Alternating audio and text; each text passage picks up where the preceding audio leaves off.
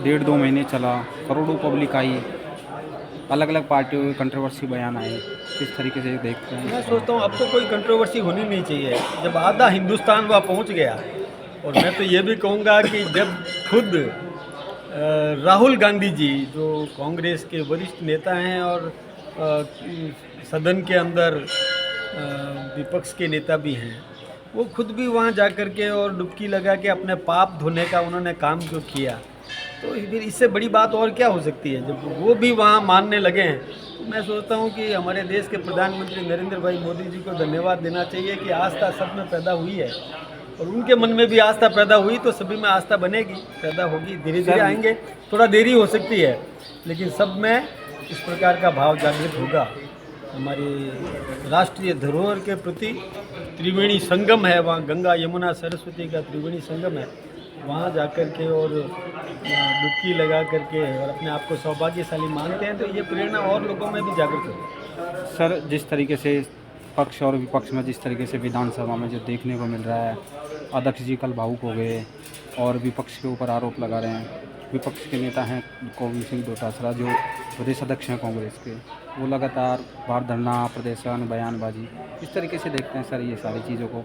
पैसा का दुरुपयोग होता है, सत्ता चलती है। जनता ने हमको चुन के भेजा है जनता की सेवा करने की, जनता की मांग को सदन के अंदर उचित माध्यम से उठाना और फिर वहाँ से उस जनता के हितों की रक्षा करना, इसके लिए सदन में भेजा जाता है। न कि वहाँ पर केवल हंगामा करना, अनर्गल आरोप प्रत्यारोप लगाना, ये ठीक बात नहीं है। शब्द चयन बहुत अच्छा होना चाहिए, उच्च होना चाहिए, और हो सकता है कि कभी स्लिप ऑफ टंग हो जाए तो माफ़ी मांग लेना चाहिए।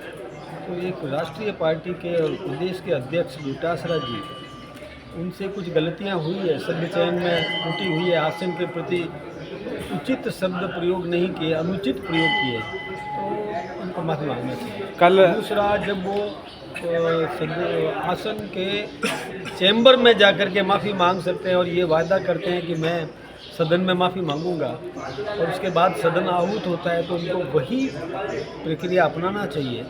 अब उससे विमुख होकर के, और वहाँ मैं सोचता हूँ कि अंतर्कलह कांग्रेस के अंदर बहुत है, और उसका खामियाजा पूरे राजस्थान की जनता को भुगतना पड़ता है। आपको नहीं लगता कि 3 बार के मुख्यमंत्री अशोक गहलोत जी कल गेट के बाहर धरने पर बैठे रहे? अगर वो चाहते तो अध्यक्ष साहब से मिलते, अपने विधायकों को ले जाते, अब वो दुविधा में है गहलोत साहब कि क्या करे।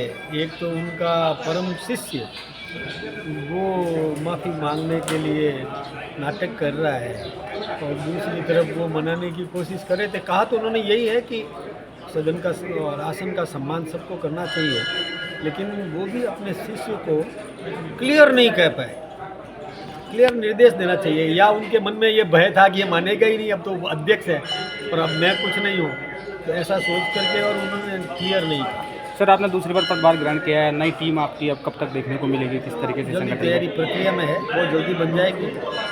कुछ पुरानों का उपयोग भी होगा, कुछ नए भी जुड़ेंगे, ये सब चला है प्रक्रिया।